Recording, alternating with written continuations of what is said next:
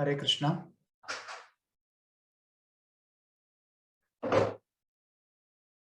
I welcome each and every one of you to Narasimha Nirajanam program, the discussion on 7th canto of Srimad Bhagavatam. Let us get started with Mangalacharan.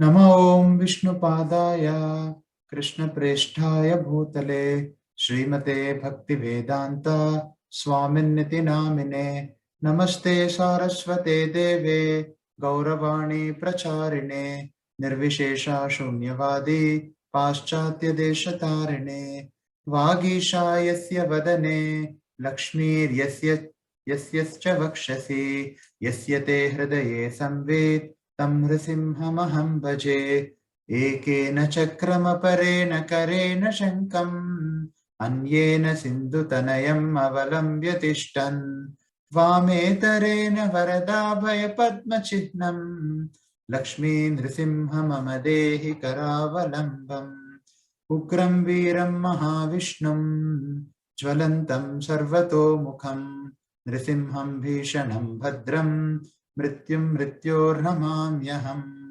Prahlad Narad Parashar पुण्डरीका व्यासादि Bhagavat पुंगव ह्रीन्निवासा भक्तानुरुक्त परिपालन पारिजाता लक्ष्मी नृसिंह मम देहि करावलम्बम्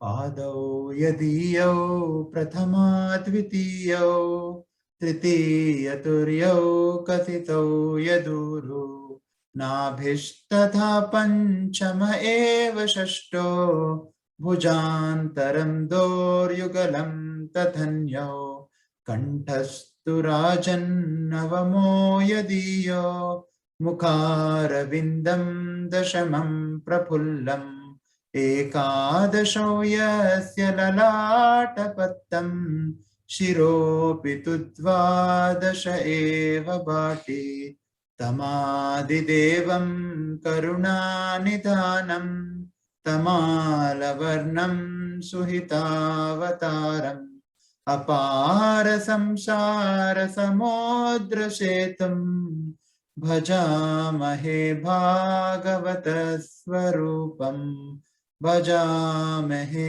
भागवत स्वरूपम्। ओम अज्ञानतिमिरान्धस्य ज्ञानाञ्जनशलाकया चक्षुरुन्मीलितं येन तस्मै श्रीगुरवे नमः।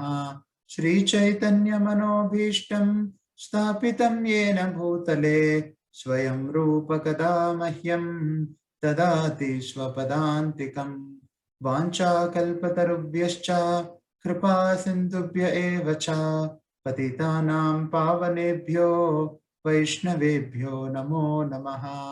श्रीकृष्ण चैतन्य प्रभो नित्यानंद श्री अद्वैत गदाधर श्रीवासदि गौर भक्तवृंद हरे कृष्णा कृष्णा कृष्णा हरे हरे हरे राम राम राम हरे हरे। मूकं करोति वाचालं पंकुं लंघयते गिरिं यत्कृपातमहं वन्दे श्रीगुरुं दीनतारिणाम्। Hare Krishna.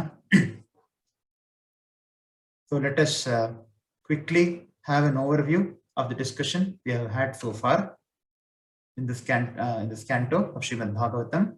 Chapter 1, it begins with question asked by Parikshit Maharaj to Shukadev Goswami. Although the Supreme Lord is equal to everyone and is everyone's well-wisher, why is he partial?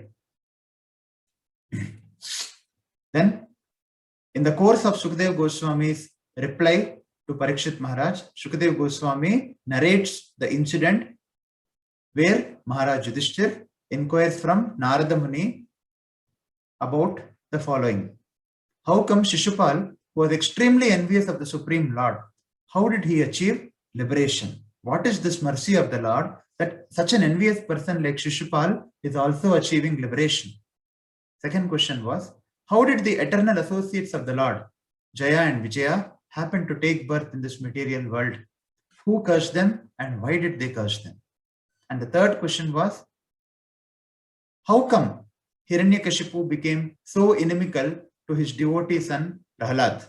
And how did Prahlad become a great devotee? So in chapter 2, Narada Muni, in very detail, he gives answers to all these questions. Of course, in chapter 1 also he begins explaining the reasons. But for the third question, that is, how did Hiranyakashipu become so inimical to Prahlad, and how did Prahlad become a great devotee of the Lord? The answers are given here. So Narada Muni describes to Yudhishthira Maharaj how Hiranyakashipu wanted to avenge his brother's death, Hiranyaksha's death, in the hands of the Supreme Lord. And he also describes to him Hiranyakashipu's plan to kill the Supreme Lord and to destroy Brahminical culture, and how Hiranyakashipu actually consoled his grief-stricken mother, Diti, nephews, and sister-in-law by narrating the story of King Suyagnya, his death, his grieving queens, and how Yamaraj very compassionately took the form of a young boy to instruct the grieving queens. And then Suyagna's mentioning about the Kulinga bird and the hunter. And Hiranyakashipu's relatives, finally, they were appeased and comforted. So, see the contents of today's chapter. Firstly, Narada Muni will describe to Yudhishthira Maharaj about the severe austerities which Hiranyakashipu actually did. He wanted to kill Lord Vishnu. So he had to, apparently, he thought that he had to qualify to kill Lord Vishnu. And the only way to qualify himself, he thought, was to perform severe austerity. Now let us see this austerity in detail here in this chapter. And what happens is, because of Hiranyakashipu's austerities, everyone is disturbed. All the living entities in all the three worlds are disturbed by Hiranyakashipu's austerities. Then all the demigods, what they do is they go to Lord Brahma and they inform him, they plead him to take charge of the situation. And finally, Brahma, he comes back, he comes from Brahmaloka, he comes to the place where Hiranyakashipu is performing tapasya, and he addresses Hiranyakashipu. And Hiranyakashipu's body is again revitalized by Lord Brahma. And then after this, Hiranyakashipu prays in a very humble mood in order to be favored by Lord Brahma. So the chapter name is Hiranyakashipu's plan to become immortal. Sri Narada Uvacha Hiranyakashipu Rajan Ajeyam Ajaramaram Atmanam Apratidvandvam Ekarajam Vyadishtata. So Narada Muni said to Maharaj Yudhishthira, the demoniac king Hiranyakashipu wanted to be conquerable, unconquerable, and free from old age and dwindling of the body. He wanted to gain all the yogic perfections like Anima and Laghima, to be deathless and to be the only king of the entire universe, including Brahmaloka. He wanted to occupy the position of Lord Brahma, and he is praying to Lord Brahma for the same. But who has given Brahma his position? It is the Supreme Lord who has actually appointed Brahma in the position in which Brahma is there as the primary creator of this cosmic manifestation or this universe.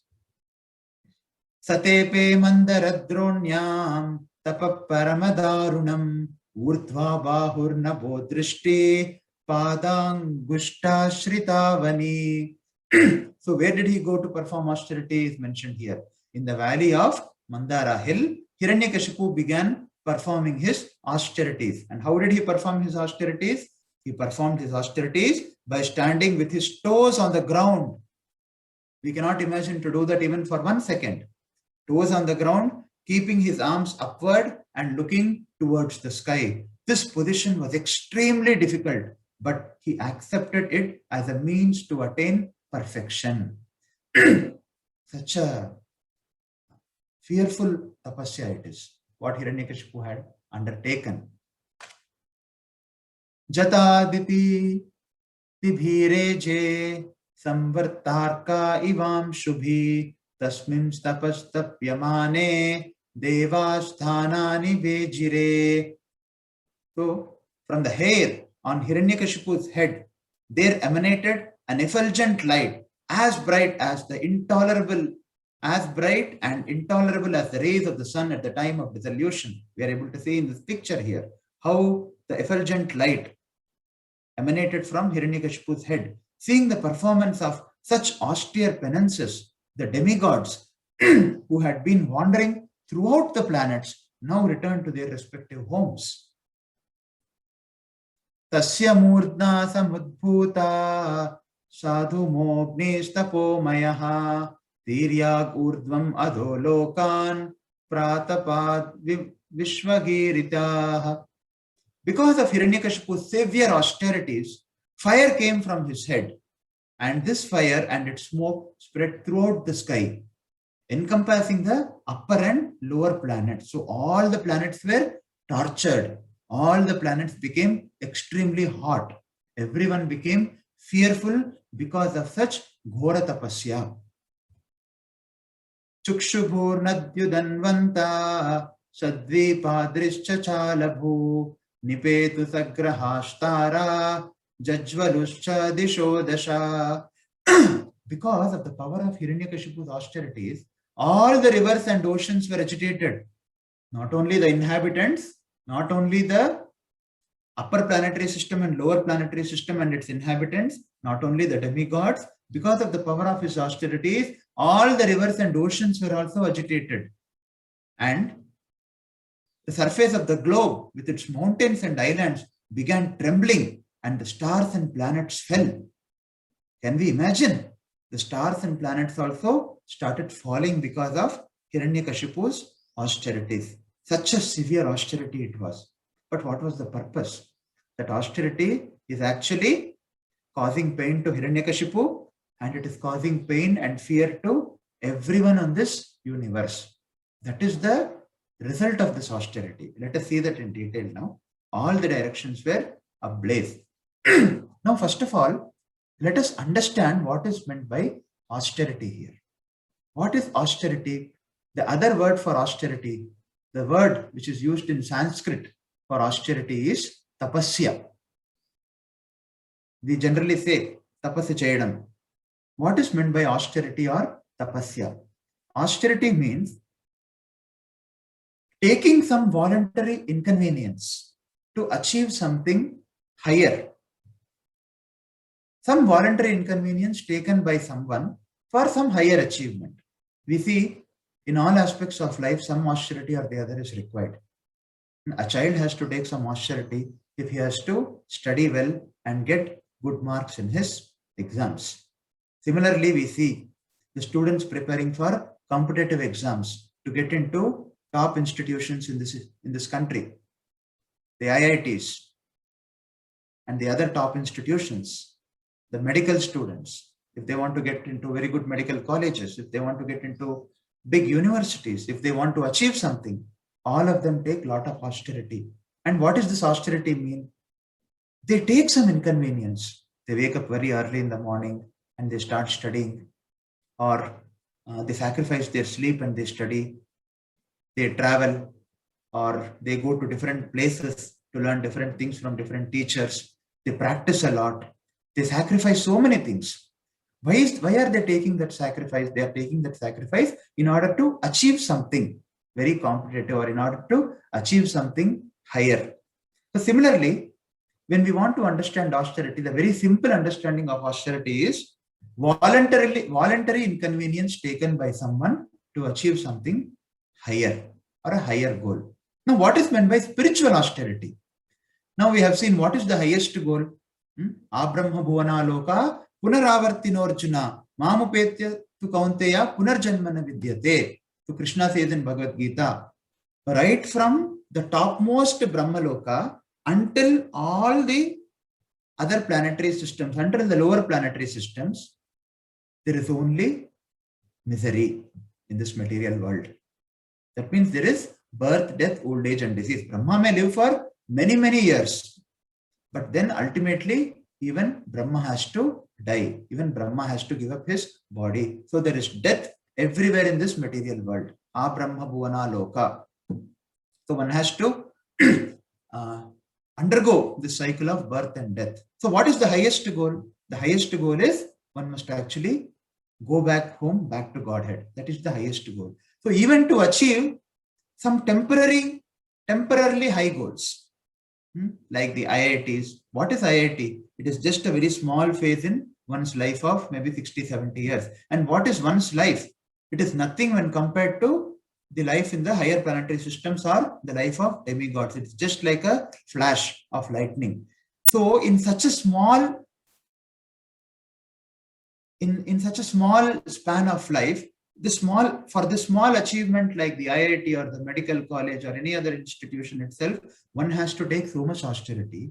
What to speak of spiritual austerity? This is the highest austerity. So what is meant by spiritual austerity? Spiritual austerity means voluntarily accepting some inconveniences for spiritual advancement. So one example is all the participants who have come to attend the class and who have been attending these sessions for the past many days, including the Gita Sandesh sessions, the Narasimha Rajanam sessions. All of us are taking out some time in the morning. We all know morning is it is the most important time for all of us. We can choose to do anything in the morning, but all of us, somehow or the other, by Lord's inspiration, we are able to come and we are able to discuss Srimad Bhagavatam. So this is for spiritual advancement, because bhakti begins with Shravanam and Kirtanam. So some inconvenience we are all taking for spiritual advancement. So the austerity taken for spiritual advancement is the most valuable austerity and the most meaningful austerity. Most meaningful austerity. Does not mean austerity should not be taken for other purposes, but one must know to take austerity for the highest purpose. And what is that highest purpose? That highest purpose is to go back home, back to Godhead. So what does austerity include? Austerity includes three things. It is mentioned in Bhagavad Gita. We will just quickly go through that section. Austerity includes austerity of body, austerity of speech, and austerity of mind. Kaya, Vacha, Manasa. So after all the Vedic performances or the pujas, they say this. The pujaris say, Kayena Vacha, Manasendriyairva, Buddhyatmanabha, Prakrite Swabhavat, Karomi Adyat, Sakalam Parasmai, Narayanayati Samarpayami. So that is pleading to the Lord that whatever I have performed with my Kaya, Manasa and Vacha, I am just giving it to you, O Supreme Lord. Narayanayati Samarpayami. So austerity includes three things: Kaya, body; Vacha, speech; and Manasa. Kaya, Manasa and Vacha. So what is austerity of body? Devadvija Guru Pragya Pujanam Shauchamarjavam Brahmacharyam Ahimsacha Shariram Tapa Uchyate. It is said in Bhagavad Gita, austerity of the body means austerity of the body consists in worship of the Supreme Lord, the Brahmanas, the spiritual master, the superiors like father and mother, cleanliness, simplicity, celibacy, and non-violence. This is the austerity of body. And what is austerity of speech? Anudvegakaram vakyam satyam priyahitam chayat swadhyaya abhyasanam chaiva vanmayam tapa uchyate. So austerity of speech consists in speaking words that are truthful, pleasing, beneficial, and not agitating to others, and also in regularly reciting swadhyaya abhyasanam chaiva, swadhyaya abhyasanam chaiva vanmayam tapa uchyate. This is the austerity of speech. Austerity of mind. What is the austerity of mind? Manaprasada saumyatvam maunamatma vinigraha bhavasam shuddhirittyetat tapomanasa. Austerity of mind includes satisfaction, simplicity, gravity, self-control, and purification of one's existence. So this is the highest austerity. Real austerity means austerity of the body, speech, and mind. So we have seen what is the austerity of body, speech, and mind. Now the same austerity they can be performed. They are performed by different classes of people who are affected predominantly by different modes. Like for example, there are always some class of people who are predominantly in the mode of goodness. There are some people who are predominantly in the mode of passion. And there are some people who are predominantly in the mode of ignorance. Generally, it refers to the demons.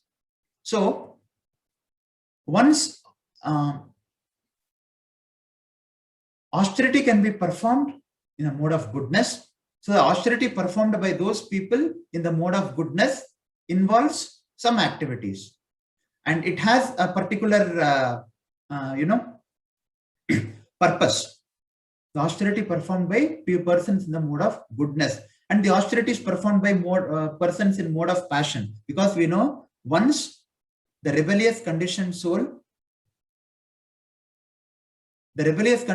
is put into material existence, and then he is given a material body, and then he is under the moment he is put into material existence, he is under the influence of one or more of the three modes predominantly. And then he has to act in a certain way. So there are different classes of people who are predominantly in different modes. And let us see what is the austerity performed by a person who is predominantly in the mode of goodness. Austerity in the mode of goodness. But Bhagavad Gita, Krishna says, Shraddhaya paraya taptam tapastatrividham narai aphalakangsha bhiryuktai satvikam parichakshate. So Krishna says, austerity in mode of goodness, it involves performing austerity with transcendental faith. Transcendental faith means faith in the Supreme Lord, faith in the Guru, Sadhu and Shastra. And how? By not expecting material benefits. Aphalakankshibir yuktai, but engaged only for the sake of Supreme. Satvikam parichakshate. This is called austerity in mode of goodness. When you take austerity for a higher purpose, when you take austerity with faith in the Supreme Lord, when you take austerity by not expecting any result in return, just in order to please the Supreme Lord, after understanding the position of the Supreme Lord, after understanding one's own position. So this is called, such an austerity is called austerity in the mode of goodness. Now let us see what is austerity in the mode of passion. Austerity in the mode of passion means Satkaramana pujartham tapodambhena chaivayat kriyate tadiha proktam rajasam chalamar adruvam.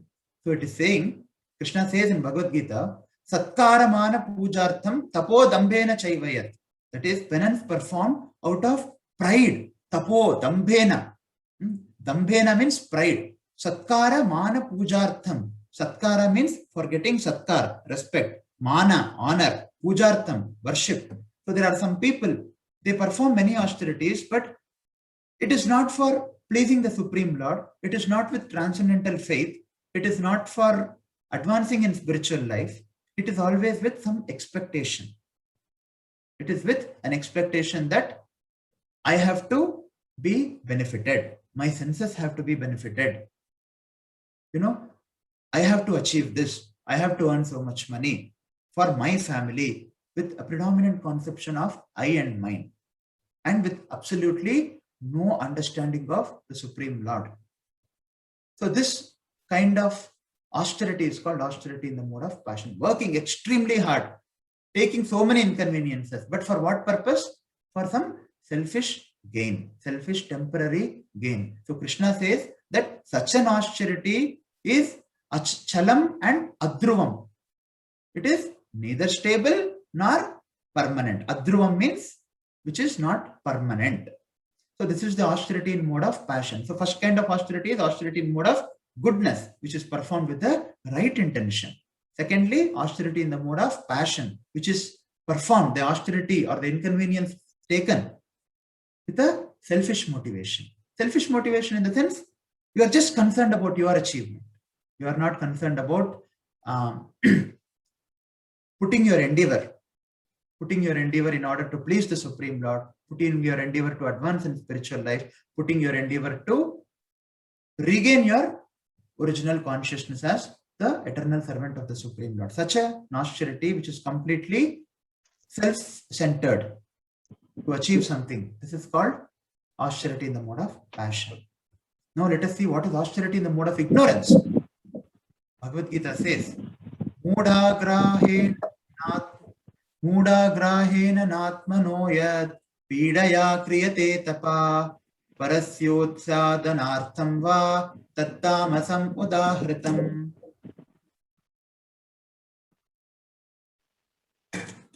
So Krishna says, penance performed out of foolishness with self-torture or to destroy or injure others, it is said to be in the mode of ignorance. So I had put these verses because we are discussing about such a kind of tapasya performed by Hiranyakashipu.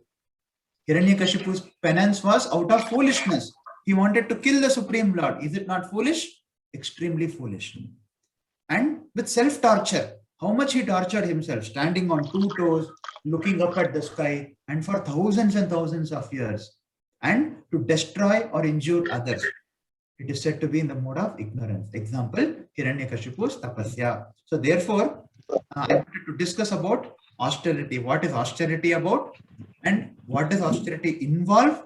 And what is genuine austerity? And what is the austerity performed by different classes of people who are predominantly in different modes. So what we need to understand from Hiranyakashipu's tapasya. First is, his intention was to pray to Brahma so that he would be able to conquer Brahma's abode. Look at the consciousness. He is actually trying to please Brahma, not for Brahma's sake. He actually is performing all these austerities and he is worshipping Brahma because he wanted to usurp Brahma's seat. So this is a demoniac quality. This is the demoniac quality actually. He is praying to someone, but he wants to he wants to take away that person from that place. And for that sake, he is praying to the same person who is in that position. This is the heights of demoniac consciousness. So this is called austerity in mode of, not passion actually, austerity in the mode of ignorance. I need to correct that. So it is performed just to gain control over something temporarily out of false ego. And it caused immense discomfort and suffering to others. Now, what about the austerities performed by a Vaishnava or austerities performed by a person who is actually endeavoring to cultivate his relationship with the Supreme Lord, who is endeavoring on the spiritual path? May not be perfect, but who is endeavoring in the spiritual path. His austerity is, the purpose of his austerity is he wants to always be engaged in devotional service of the Lord. He takes some austerity because he wants to cultivate certain habits by which he can actually go closer to the Supreme Lord. He can move closer to the Supreme Lord service. He can move closer to devotional service, which begins with hearing and chanting about the Lord. For constant remembrance of the Lord, he takes that austerity. For example, devotees take some austerity. On Ekadashi, they fast. They fast from grains. So what is the reason for that? So that they can constantly remember the Lord. In fact, by fasting for festivals, by fasting on auspicious days like Janmashtami and appearance day of the Supreme Lord, appearance and disappearance days of Acharyas, what happens is we actually understand when we take some inconvenience, we understand how the Supreme Lord is so mercifully maintaining me every day. And how much this food, for example, if we fast from food for half a day completely or for one full day completely during Janmashtami, we will be able to understand how important this food is to me and how Lord is actually how Lord is actually maintaining me by giving this food. We'll be able to understand the value. We'll be able to constantly remember the Lord's mercy on all of us, who is very kindly providing us food to maintain us. And this kind of austerity performed by Vaishnava, to always be engaged in devotional service, to always remember the Supreme Lord, to serve the Supreme Lord, to hear about the Supreme Lord, such a kind of austerity actually is beneficial to oneself and is beneficial to everyone. It is for Loka Kalyanam. Any austerity performed by a Vaishnava, it is not only for his own self, it is also for the benefit of and the welfare of people in general. So therefore, if we see Hiranyakashipu's tapasya in the previous verses, it caused immense discomfort to him and discomfort to everyone involved. And finally, the result was that he was killed by the Supreme Lord, which we will see in the subsequent chapters.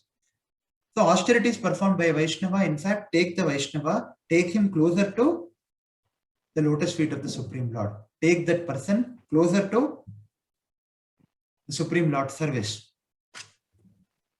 Let us continue. Tena taptadivam tyaktva brahmalokam yayushura dhatre vijñapayamasur deva deva jagatpate daitrendra tapasa tapta divistatum na shaknumaha. So he says, Narada Muni is saying, scorched and extremely disturbed because of Hiranyakashipu's severe penances, all the demigods left the planets where they reside and went to the planet of Brahma, where they informed the Creator as follows: O Lord of demigods, O Master of universe, because of the fire emanating from Hiranyakashipu's head as a result of his severe austerities, we have become so disturbed that we could not stay in our planets but have come to you. Tasya chopasanam bhumam videhi yadi manyase lokanai yavan nankshanti baliharas tava vibhu. So they say, O great person, O Brahma, O chief of the universe, if you think it proper, kindly stop these disturbances meant to destroy everything before all your obedient subjects are annihilated. So the demigods were very concerned, they were very fearful, they were feeling the heat. It was causing inconvenience to each and every one. Hiranyakashipu's tapasya. Tasyayam kila sankalpas charato duscharam tapaha shruyatam kimna viditas tavatapi niveditam. Hiranyakashipu has undertaken a most severe type of austerity. Although his plan is not unknown to you, kindly listen as we submit his intentions. So they are approaching Brahma in a very respectful way. Of course, Brahma is definitely aware of Hiranyakashipu's plan. He is aware of all what is happening, but the demigods are telling, although his plan is not unknown to you, although you know his plan, kindly listen as we submit his intentions. What are his intentions? Let us see. Srishtva characharamidam tapo yoga samadhina adhyaste sarvad vishnebhya parameshti nijasanam. They say, the supreme person within this universe, Lord Brahma, has got his exalted post by dint of severe austerities, mystic power and trance. Consequently, after creating the universe, he has become the most worshipable Lord within the universe. Since I am eternal and time is eternal, I shall endeavor for such austerity, mystic power and trance for many, many births, and thus I shall occupy the same post occupied by Lord Brahma. This is Hiranyakashipu's thought process. This is his intention. So he is saying the supreme person within this universe is Lord Brahma, and he has got his exalted post by severe austerities. So therefore he has become the most worshipful demigod. He acknowledges Hiranyakashipu is in knowledge. He is not like the modern day demons, which we have discussed a couple of days back. So he acknowledges, he knows that Lord Brahma is the supreme person within this universe. He knows that Lord Brahma has got his post because of severe austerities. And there, he also knows that because of this post, he has become the most worshipable demigod. Now, I also want to perform austerity for that post. Now, what he says, see here, since I am eternal and time is eternal, these are the words said by a person who is in knowledge, to know that one is eternal, to know that one is the soul, to know that time is eternal. These are all the statements of a person who is in knowledge. So Hiranyakashipu is in knowledge actually. Since I am eternal and since time is also eternal, I shall endeavor for such austerity, even though I may die performing this austerity, because I am eternal, I am a soul, and because time is also eternal. So therefore, I don't mind dying. I don't mind, taking many births to get that position by my austerity, just like Lord Brahma. and then I shall occupy the same post occupied by Lord Brahma. So he's performing tapasya to Lord Brahma, he's praying to Lord Brahma, but his intention is to occupy the same post as Brahma. So, Tadaham Vardhamanena Tapoyoga Samadhina Kalatmanosha Nityatvat Sadayishyeta Tatmana. So that is the same. It is the 9th and 10th verse are combined. The translation is same in Bhagavatam. So that's why it's the same translation. So because he has performed many austerities and got his position, and therefore he has become worshipable, I will also perform many austerities so that I also may get that position. And because I am eternal and because time is eternal, I don't mind dying, performing this austerity, and I don't mind taking many, many births for achieving this position. He is actually in knowledge, but he is speaking in a very foolish way. So Hiranyakashipu's intention was to occupy the post of Brahma. However, because Brahma's duration of life is very great, it was actually impossible for Hiranyakashipu to occupy that post. Anyatedam vidasyeham ayata purva mojasa kimanye kala nirdhutai kalpante vaishnavadibi. Now he is revealing. Now demigods are telling this to the Supreme Lord. So this is Hiranyakashipu's thought process. What is he thinking? Of my austerity. Can others go on mute, please? I think by mistake someone has unmuted themselves. So he's thinking here, Hiranyakashipu is thinking, by dint of my severe austerities, I shall reverse the results of pious and impious activities. I shall overturn all the established practices within this world. Even Dhruvaloka will be vanquished at the end of millennium. Therefore, what is the use of Dhruvaloka? I shall prefer to remain in the post of Brahma. So, he wants to occupy the post of Brahma, and just see, with his austerity and with his post, he wants to not maintain the religious system. He wants to reverse the results of pious and impious activities, which means persons who perform pious activities, he wants them to be destroyed, and persons who indulge themselves in impious or incorrect activities, he wants them to be benefited. So with his austerity and with his position, he wants to reverse all the established religious code. I shall overturn all the established religious practices within this world.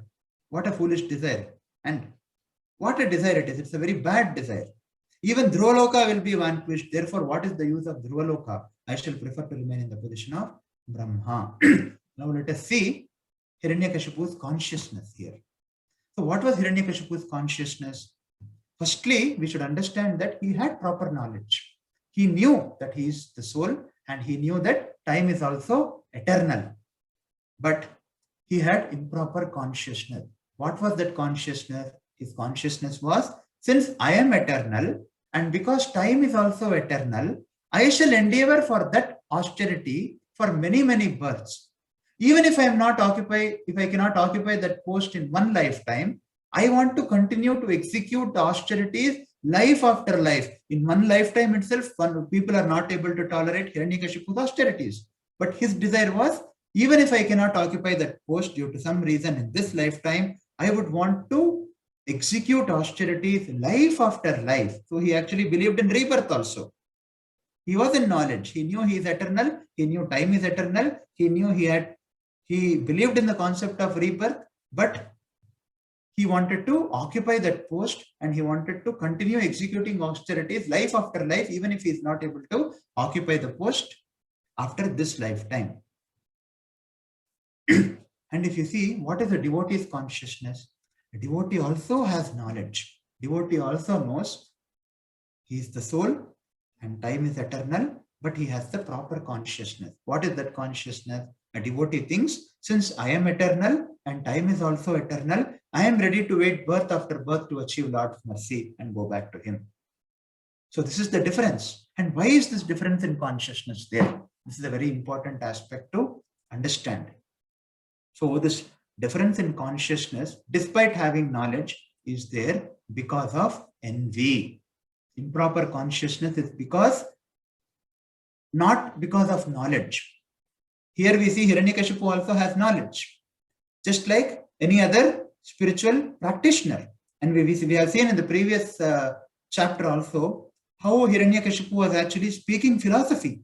And he was the one who actually narrated Suyajna's story and Yamaraj's instructions.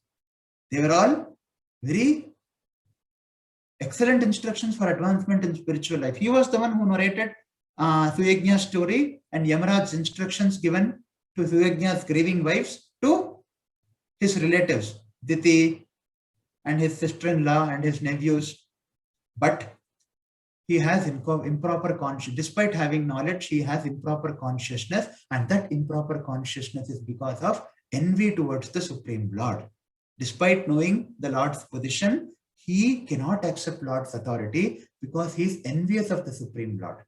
And proper consciousness comes when one accepts the Lord's supremacy, understanding the Lord's supreme position. And because one is envious of the Supreme Lord, what happens?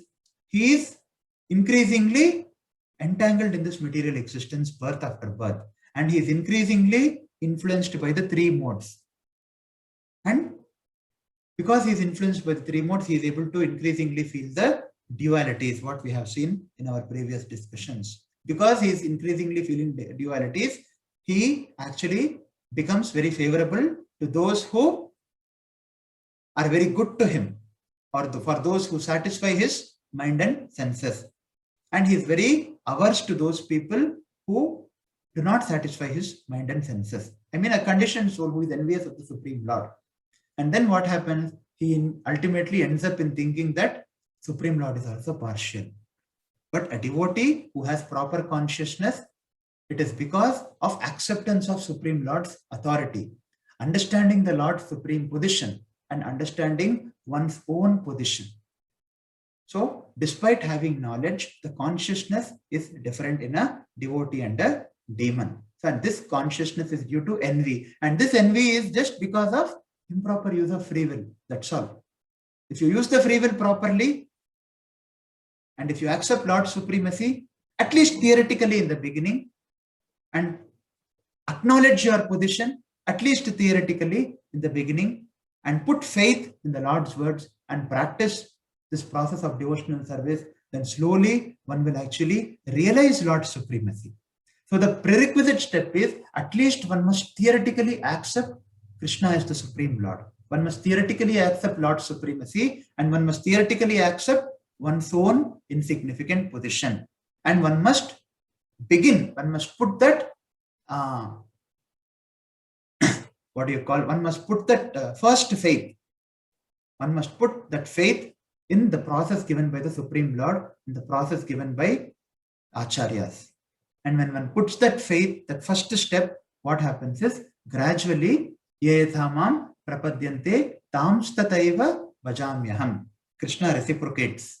When you put one step towards the Supreme Lord takes 10 steps towards you, it is said. Srila Prabhupada says, you put one step towards the Lord, have theoretical faith, have theoretical conviction that He is the Supreme and we are all His servants, we are all very insignificant, and just put one step in the instructions given by the Lord, or the instructions given by Bhagavad Gita and Bhagavatam, or the instructions given by the Acharya. Put one step and Lord will put 10 steps towards us. And when Lord puts 10 steps towards us, what is the consequence? We will come out of the theoretical platform gradually. Initially, the faith may be theoretical, but as and when we put steps towards the Lord, we follow the Lord's instructions, then what happens is Lord reciprocates 10 times. And with that reciprocation, we get realization that Lord is supreme.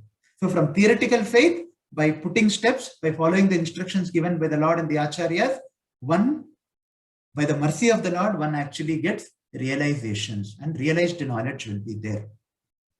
So what was Hiranyakashipu's intentions? His intentions were people who have executed austerities and reached heavenly planets should be unhappy. So he's saying whoever has executed proper austerities and whoever has gone to, after executing proper austerities, generally one goes to heaven. if that austerity, I mean, if he has not attained the complete spiritual perfection, but if he has accumulated some pious activities because of his austerities, he goes to the heavenly planets, where generally people are more or less very happy in the heavenly planets. But Hiranyakashipu's intentions was, people who have executed austerities and reached heavenly planets should be unhappy. Why? Because of the diplomacy of demigods. Such an envy he has towards the demigods. So because they are present in the heavenly planets, because the demigods are present in heavenly planets, therefore whoever goes to heavenly planets must actually be unhappy. I want to set up that rule after I get the post of Brahma. Such an envy he has towards demigods. Because the demigods are very diplomatic, because they very diplomatically, involved Lord Vishnu in killing my brother. So therefore, whoever goes to the demigods' planets, they should be unhappy. Such a hatred and envy he had towards the demigods. Those who have been harassed in this world due to material transactions should remain unhappy even in higher planets. So they might have had some bad experience in this world, and therefore they should remain unhappy even in the higher planets. Vaishnavas should be insecure. Whoever is obedient to the Supreme Lord Vishnu, they all should be insecure. See his intentions. And just there is only one reason. What we have seen, the envy. So what was the reason for Hiranyakashipu's intentions? As we have seen, it is extreme envy towards the Supreme Lord and his devotees. And because of this envy, what happens is, there is too much identification of the self with body, and hence too much of other misconceptions. And because of that, he thought that he was so great, and therefore his pride was smashed when Lord killed his brother. He could not tolerate, because he was identifying himself so much with the body. And so there was great pride in him, and all that pride got completely shattered when his brother was killed publicly by the Supreme Lord. So one may get a question: can one cultivate proper consciousness even when one is in the present body? So one may ask, Prabhu, you are repeatedly telling that, when we are in this material body, we have envy. So therefore we have all misconceptions. So therefore we have everything, pride and all the other things. So can we cultivate proper consciousness even when in this body? The answer is yes, we can. How? The answer is by acceptance of Lord's supremacy. We were discussing before, at least theoretical acceptance to begin with, and his authority, and by taking to the process of devotional service by that theoretical faith. At least in the beginning, it should be there. Some faith should be there. See, that faith we put everywhere, right? When we are going in a bus, do we always verify the credentials of the driver? Does he have a license? Does he have, is he in a proper state? Is he drunk? Do we check all that, or we just put faith, that small faith, and we go in the bus? Or for that matter, in each and everything. Sometimes we, in so many things we put some faith, right? Sometimes we remove our mask also in some places where we are not supposed to remove actually. So we put some faith. Without that faith, we cannot exist. So it is very intrinsic to the soul to put faith. So why not put faith in the Supreme Lord?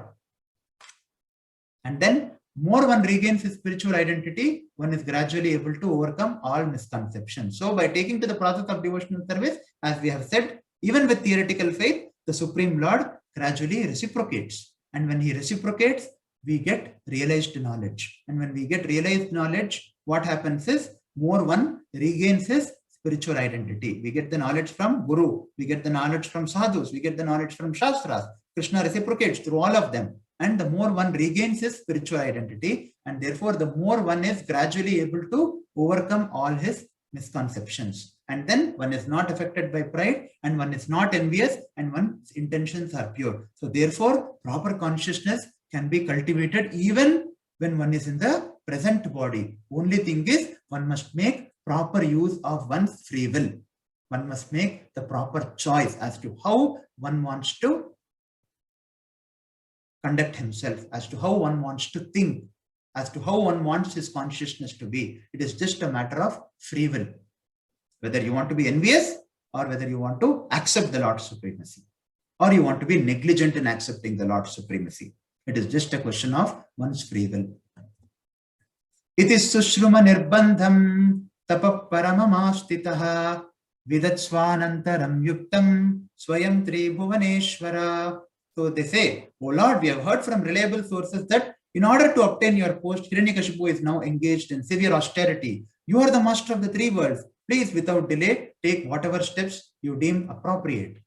So therefore, we must understand that in the material world, a servant is provided for the master, but always the servant is planning how to capture the master's post.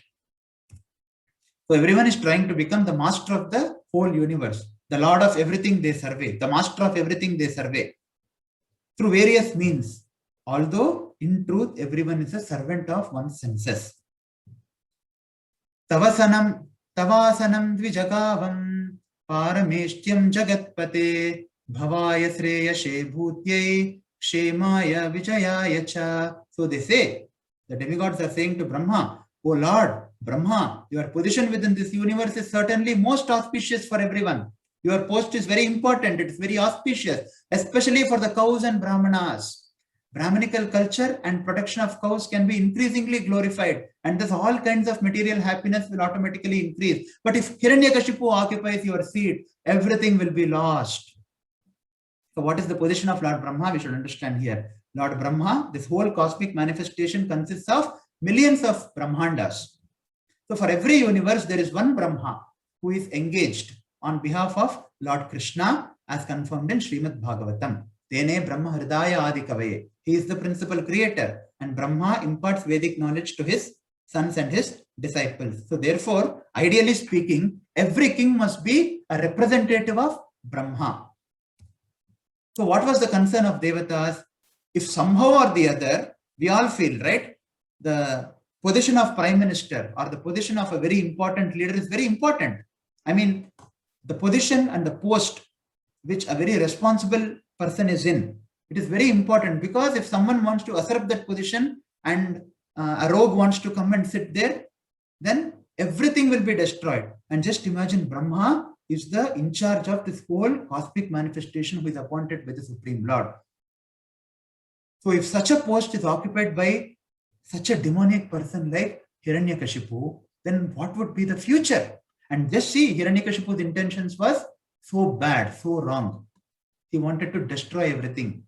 He wanted to reverse the religious principles. Then this was the concern of Devatas. It was, if a Rakshasa occupies this position, the entire arrangement of the universe, particularly the protection of Brahminical culture and cows, would be ruined. Why Brahminical culture is important? Today there is no Brahminical culture at all. Brahminical culture is important because only the Brahmanas are like the head of the society. The Brahmanas in the Vedic system actually guide the Kshatriyas. They perform yajnas for the pleasure of the Supreme Lord. They guide the Kshatriyas. And the Kshatriyas, they maintain the religious principles by taking care of their subjects very nicely and by protecting them. The Vaishyas, they protect the cows and they perform agriculture. So everything, the whole Vedic Varnashrama and the whole peace in the society is actually dependent on how the Brahmanas and how the Brahminical culture and cows are protected.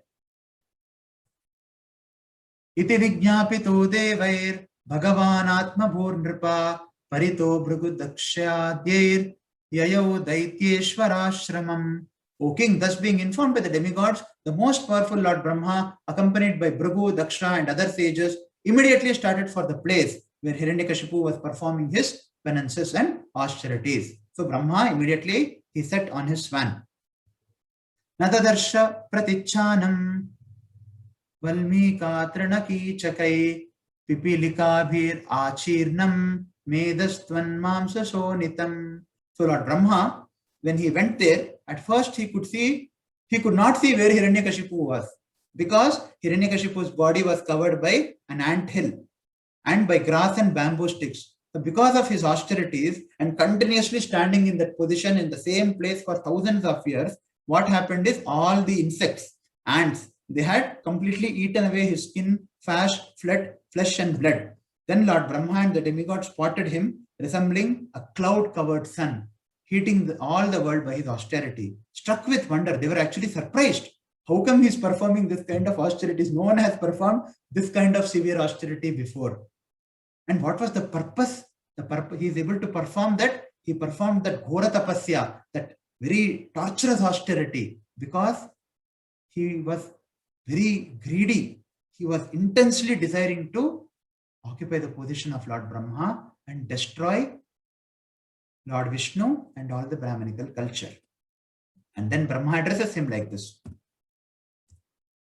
So Hiranyakashipu, we should understand, he could live without the help of skin, marrow, bone, blood, etc. In fact, many yogis could also do that.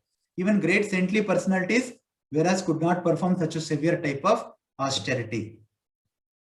So despite the severe austerity he performed, he is always known as a Rakshasa, because whatever he performed was only for his own selfish sense gratification, and he was ultimately killed by the Supreme Lord. Just because he has performed this very great austerity or very severe austerity, he cannot be considered very saintly. He is still and despite his knowledge, despite his severe austerity, he cannot be claimed to be saintly. In fact, having proper knowledge, performing austerities, these are all some of the qualities of saintly persons. But still, Hiranyakashipu cannot be called as saintly. He should be called only a Rakshasa, because his intention was wrong. His intention was his own sense gratification and destruction of others. So his austerities, which were performed for sense gratification, was fearful to the entire world. If you see, on the other hand, Prahalad was born out of the same father. He was Hiranyakashipu's own child.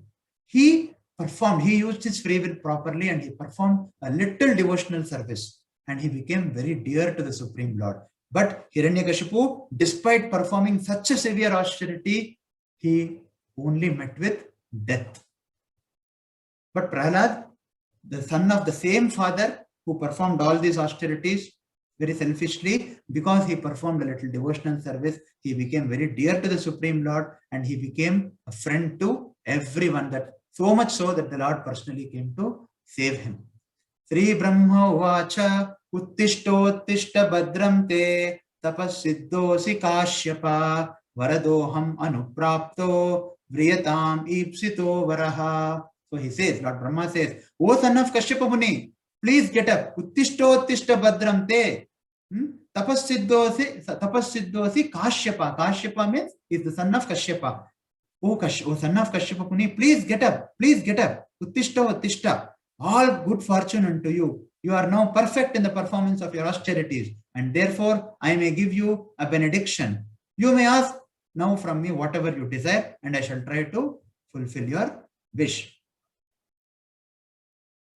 Adraksham ahametam te hritsaram mahadadbhutam damsa bhakshita dehasya pranahyastitu serate. So he says, Brahma says, I have been very much astonished to see your endurance. What kind of endurance you had in your severe tapasya, I cannot even imagine. I am very much astonished. In spite of being eaten and bitten by all kinds of worms and ants, you are keeping your life circulating within your bones. Certainly this is wonderful. Naitat purvarshayas chakrur nakarishyanti chapare niramburdharayet pranan Kovai divya samasatam. So he says, even saintly persons like Bhrigu, born before you, could not perform such severe austerities. Nor will anyone in future able to perform such an austerity like what you have done. Who within these three worlds can sustain his life without drinking water for 100 celestial years? That was the time period for which Hiranyakashipu performed his austerities. Who within these three worlds can sustain his life without drinking water for 100 celestial years? Vyavasayena tenena dushkarena manishvinam taponishtena bhavata jitoham diti nandana. My dear son of Diti, with your great determination and austerity, you have done what was impossible even for great saintly persons. And thus, I have certainly been conquered by you. So Brahma is telling, I am conquered by you. But Brahma knows what is Hiranyakashipu's intention. But Brahma is obliged, because he was praying to Brahma. He was obliged to come and grant him some boon. What boon he was granted to? What boon he was granted by Lord Brahma, and what he asks Brahma, we will see tomorrow. Now it's already 3 minutes past 6:30. So we want to have 15 minutes of question from the participants. Please feel free to ask your questions or share anything. Prabhuji, Hare Krishna Prabhuji. Hare Krishna. I have a doubt. Is yajna and tapasya the same thing? It's different actually. How is Yajna and it? tapasya are different. Yajna means a sacrifice. Tapasya means austerity. You are getting it? Can you Yajna repeat? means the sacrifice. Tapasya means it's the austerity. But again, yajna also can be performed for different purposes. Just like austerity, we have seen austerity in mode of goodness, in sattva guna, in rajo guna, and in tamo guna. Similarly, yajnas also can be performed with different intentions. It is said no that it is said Sankirtan yajna, no, not Sankirtan tapasya, right? Yes. Then Yes. Sankirtana yajna, because it's actually like a sacrifice. When we perform Sankirtan, it is actually Yajnai Sankirtanai Praye Yajantihi Sumedashaha. It is said in Srimad Bhagavatam. Krishna Varnam Tvisha Krishnam Sango Pangasya Varjanam Yajnai Sankirtanai Praye Yajantihi Sumedashaha. So, Sankirtan Yajna is the Yajna for Kali Yuga. So, it is called as Yajna. Maybe Kranti Prabhu or Shyam Sundar Prabhu, you can also add to it. I hope you got it, Mataji. Prabhuji, is it not that yajna is for the sake of well-being of whole mankind, and tapasya is for oneself? As a Yajna is for... Yes, Prabhu. Prabhu, as for fourth Yajna. chapter of Bhagavad Gita, so yajna is to please Vishnu. So Yes. yajna vai Vishnu. So if someone is not or if someone is performing something which is not pleasing Vishnu, that cannot be called as yajna. And in fourth chapter, I hope the question on yajna, Sankirtan yajna is clarified. Kranti Prabhu is telling the answer for the same question. Whoever had asked this, Mataji, can you please... in the fourth chapter, Krishna says, so in yajna there will be two components. One will be like why we are doing that yajna, and second component is what are the ingredients we are performing in that yajna. For example, if Brahmanas are performing yajna, they will be using instruments like ladles and all the other things, fire and all the other things, but they will please the demigods internally to please the Vishnu. So if we are not doing that in order to please Vishnu, that cannot be called as yajna. And related to Sankirtan yajna, we use our karmendriyas and jnanendriyas in order to please Vishnu. But Prabhuji, this Sankirtan yajna is also like tapasya, no? Because we are taking it up for spiritual advancement, no? In order to perform yajna, some kind of tapasya is always required. Right? In order to perform anything, tapasya is required, no, Mataji? Is it not? In order to perform anything constructive, we need to take some voluntary inconvenience, right? If we want to discipline a child, does it not call for some tapasya? So, Prabhuji, tapasya is included in yajna. No, these are two different things, Mataji. See, yajna dana tapa karma. Yajna means sacrifice. Tapa means austerity.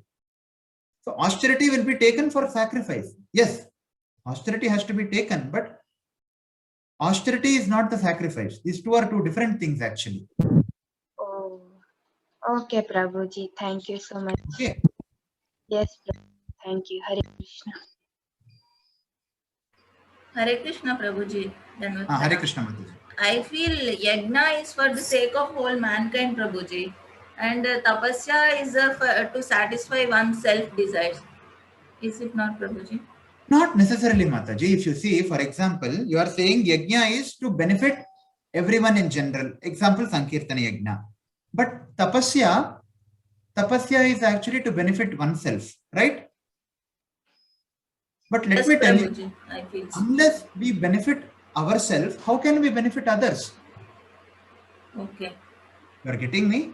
Yes, Suppose you want to, for example, you want to educate few people in Krishna consciousness. yes. Okay? If that is your intention, if you want to give Krishna consciousness to a certain section of people, it may be in an institution or it may be in your own preaching program, however it may be. Okay?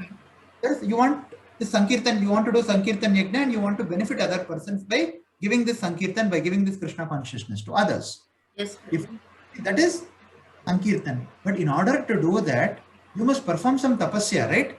Firstly, you must perform your sadhana properly. You must be good in your book reading, or you must be good in, hearing from Vaishnavas. Is it not? So as she told, Unless tapasya. self, one cannot benefit others, right? So Yeah, tapasya yes, is not very important. Tapasya is just at an individual level. That's all. Yes, Prabhuji. It is not for only one's selfish motives. As we have seen, tapasya is of three types: tapasya in sattva-guna, tapasya in rajo-guna, and tapasya in tamo-guna. Assuming that you are asking about tapasya in sattva-guna, it is very important because one must firstly be nourished in one's own spiritual life, right? Then one may be able to benefit others by one's, as per one's empowerment. Is it not? Yes, Prabhuji. So as she told, tapasya will be included in yajna. These two things are interdependent actually. These two things are interdependent. Unless you perform some tapasya, you cannot perform some yajna or some sacrifice, right? Okay, Prabhuji. Thank These you. two things. Actually, Hare Krishna. Yes, Shyam Sundar Prabhu wants to add. Yes, Prabhu, please add. There's just whatever you have said. You have to be a bit louder, please. Just a second. Yeah, are you able to hear right now? Yes, Prabhu. So I'm that just a little more addition to that. Bhagavad Gita 4.28 says about different kinds of yajnas. About dravya yajnas, tapo yajnas, yoga yajnas, tatha pare, swadhyaya jnana yajnas cha yataya samskrita vrataha. So it says that having accepted strict vows, some become enlightened by sacrificing their possessions, dravya yajna, and others by performing severe austerities, tapo yajna, by practicing yoga of eightfold mysticism, yoga yajna, or by studying the Vedas to advance in transcendental knowledge. Thus, that is Swadhyaya Jnana Yajna. So, all these activities, what we are discussing about Tapa and Swadhyaya and Dravya, whatever is dealt in the physical Yajna, what we have knowledge of, they are all actually considered as Yajna in one sense. So, the theme is like whether we are when we are talking about austerities, that also is considered to be one kind of yajna. So that's what I'm trying to say. There is no. Thank you, Prabhu. Thank you. Thank you, Prabhuji. Any other questions or anyone wants to share something? You are free to share or ask. Prabhuji, Dr. Lata Swami has asked Prabhuji in chat, how austerity beneficial to others? Please, can you explain with example? How is austerity beneficial to Others. others? Can you explain with example? You tell me what context you are referring to. It's Dr. Lata Swami's question. One takes, for example, I will tell you a very small example, okay?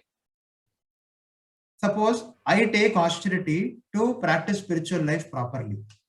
As Shyam Sundar Anand Prabhu said, he was sharing, that is also one type of yajna, like tapo yajna, dravya yajna. So these things are mentioned in 4th chapter. In one sense, it is also a kind of yajna if I take an austerity. And what happens if I take austerity? What is the consequence of my austerity? Can you tell me? I develop proper habits. Because of proper austerity, I develop proper habits. And because if I develop proper habits, I will develop proper culture and proper consciousness. Is it not, Mataji? Yes, Prabhuji. If I develop proper habits, I am telling about proper austerity. When we are talking about austerity, we are not talking about austerity for any lower purpose other than pleasing the Supreme Lord, or other than regaining our constitutional position, or other than for our spiritual advancement. Yes. So when we talk about austerity, when I perform some austerity, I am spiritually benefited by that austerity. And when I am benefited, automatically the people around me also will be benefited. Is it not? Yes, Prabhuji. So how is it not beneficial to others? If one becomes, fixed in devotional service, then automatically others will be inspired to do the same. Yes, Prabhuji. So why should it not be beneficial to others if I take some austerity? Others take it or not, it is up to them. But it will be Exactly. beneficial. We are providing an opportunity by Yes. practicing proper austerity for the right purpose. What happens is we are providing an opportunity to others to get inspired. Yes, Prabhuji. We may not be perfect, but at whatever level we take some austerity, what happens is we also give an opportunity to others. For example, you see, if you are attending Bhagavatam class every day, and if you are chanting Krishna's names every day, that is also some kind of austerity, right? Every day 5:30 sharp you are present in the Bhagavatam class. Then what happens? You are giving an opportunity to all your family members to introspect themselves. Yes, Is it Prabhuji. not? Yes, Prabhuji. Again, it is up to their free will, but again you are providing an opportunity. Providing an opportunity is a big thing, Yes, Prabhuji. right? Yes, So Prabhuji. definitely it is beneficial. So I think Mataji has left, Prabhuji. It is Dr. Lata Swami Mataji's question, Prabhuji, in chat box. Any other I questions think are there? Or anyone wants to share something? Explain this Prabhuji. austerity body. Can you come again? Can you please explain this austerity which can be performed with the body? The austerity which can be performed?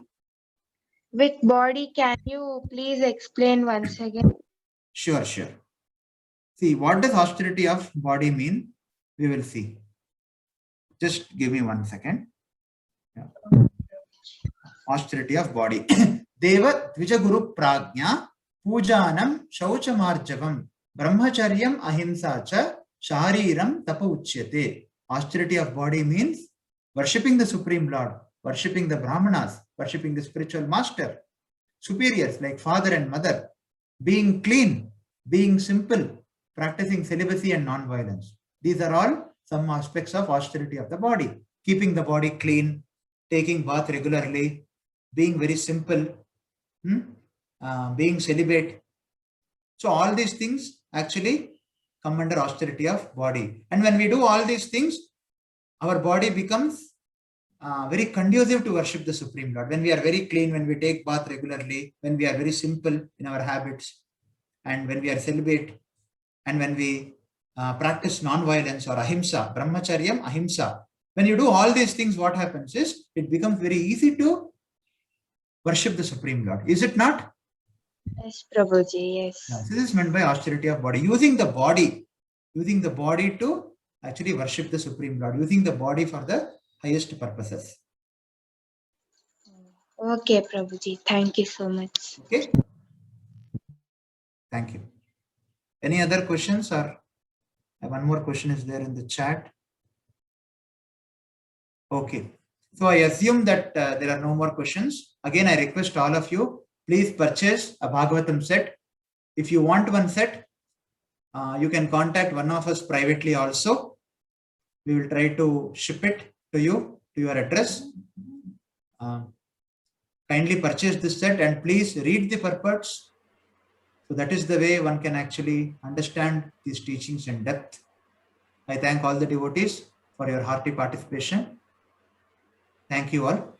Hare Krishna. Prabhuji, Hare Krishna. Is the Hare 15th and 16th slide same, Prabhuji? 15th and 16th? Yes. 15th and 16th verses are together in Srimad Bhagavatam, but for the sake of PPT, we have put it differently. That's it. Okay, Hare Krishna. Hare Krishna.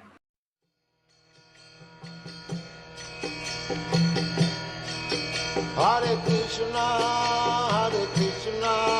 Krishna Krishna,